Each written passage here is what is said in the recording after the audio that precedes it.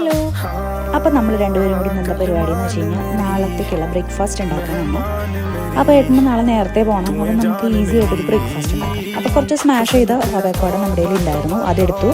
കുറച്ച് oats, 2-3 spoon oats, പിന്നെ yoghurt, ബ്ലൂബെറിയുടെ yoghurt ഉണ്ടായിരുന്നു, സ്ട്രോബെറിയുടെ രണ്ടും കൂടി ഇട്ടു കേട്ടോ. അല്ലെങ്കിൽ നമ്മൾ ബ്ലൂബെറി സ്ട്രോബെറി ആഡ് ചെയ്യാറാണ് പതിവ്. അതില്ലാത്ത കാരണം നമ്മൾ യോഗേർട്ട് ആഡ് ചെയ്തു. അതിനുശേഷം കുറച്ച് പാൽ ഒഴിച്ചു കൊടുത്തു.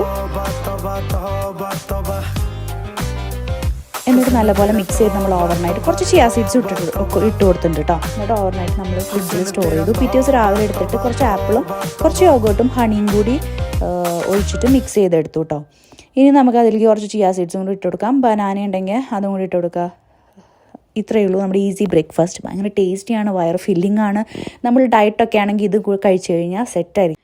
അപ്പോൾ എല്ലാവരും ട്രൈ ചെയ്ത് നോക്കിയിട്ട് അഭിപ്രായം പറയാൻ മറക്കരുത്, comment below. Okay, thank you.